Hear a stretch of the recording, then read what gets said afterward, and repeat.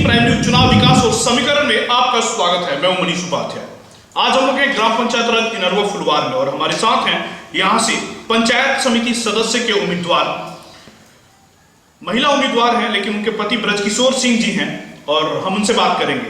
आपका बहुत बहुत स्वागत है हमारे चैनल पे। Thank you. आपसे हम जानना चाहेंगे, क्योंकि आप वायुसेना में थे, वायुसेना से रिटायर हुए, फिर गांव में हैं और गांव में समिति का चुनाव लड़ने का निर्णय आपने कैसे लिया? एक्चुअली मेरे सर्विस में आने के बाद मैंने बहुत सा काम किया, लेकिन उस काम को त्यागने के बाद में मैं अपना गांव में ही रहने का निश्चय किया था। तो गांव में आए तो गांव को देख करके मुझे रोना आ गया कि भाई हमारा गांव जो है इस तरह का है, जहाँ पर एक से एक पैदा हुए, जो हमारा डिप्टी सीएम तक हमारे चाचा रह चुके हैं और इस तरह का गांव हमारा सड़ गया है। तो हमने सोचा कि हमारा भी उम्र हो चुका है, अब तो चुनाव के लिए नहीं, लेकिन हम कहे कि 5 साल अगर मुझे मौका मिल जाता है तो कुछ ना कुछ तो हम कर करके ही जाएंगे। ऐसा नहीं है कि हम और लोगों की तरह पैसा कमाने निकले हैं, हम पैसा ना कमाने निकले हैं। हम एक्चुअली साफ एकदम दिमाग में बैठा चुके हैं कि इस पंचायत के लिए मैं कुछ न कुछ काम करके ही जाऊंगा। आपके पंचायत की मुख्य समस्याएं कौन कौन सी है जिससे यहाँ की जनता अभी भी जूझ रही है?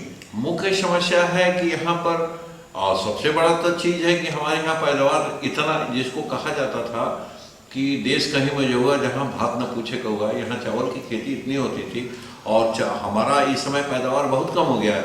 एक सामने हमारे घर के सामने ही हमारा जमनी नदी है जिसके इंक्रोचमेंट हो चुका है, उसका अतिक्रमण इस तरह से हुआ है कि वो नाले के रूप में बदल गया है। नंबर 1। नंबर 2 कि हमारे घर के पीछे स्कूल है जिसको आने जाने का रास्ता नहीं है, ये देख करके आता है। फिर उसके बाद मुखिया है, तो मुखिया का हम तो कोविड-19 में, जो कि कोरोना काल था 2019 दिसंबर से लेकर के अभी चल ही रहा है, तो उसमें इतना फंड आया था, लगभग 30 लाख रुपया हम जानते हैं, जहाँ तक का मुझे जानकारी है 30 लाख रुपया था। 30 लाख में वो 3 लाख भी रुपया खर्चा नहीं किया और किसी घर में एक मास्क वो दिया, वो भी मतलब कि लोकल मास्क दिया।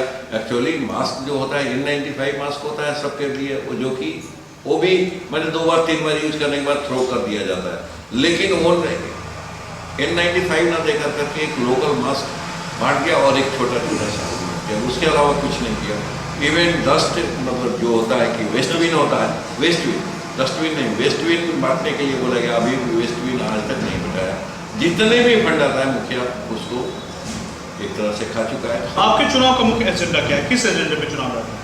हम एक्चुअली विकास के एजेंडे पर चुनाव लड़ रहे हैं। कारण है कि मुझे तो करना है विकास और गरीबों पर ज़्यादा हमारा ध्यान फोकस है कि हम गरीब को ध्यान दें। कारण है कि यहाँ का गरीब बहुत त्रस्त है और उनको एक तरह से कहा जाए उनको आवास मिलना चाहिए था। आप सबसे बड़ा चीज़ है कि इस गांव में आप चारों तरफ घूमिएगा तो पैसा वो दे करके पैसा खा गया। किसी के घर में जो सेफ्टी ये बनना चाहिए था, टॉयलेट बनना चाहिए था, टॉयलेट किसी घर में नहीं, रोड पर पैखाना करता है। चलिए मैं आपको दिखाता हूँ, इस गांव के चारों तरफ देख लीजिए, रोड पर ही पैखाना करते हैं और सबको पैसा मिल गया। पैसा दे करके वो पैसा आधा खा गया, थोड़ा बड़ा इन लोग को दिया और किसी के यहाँ पैखाना बना नहीं है।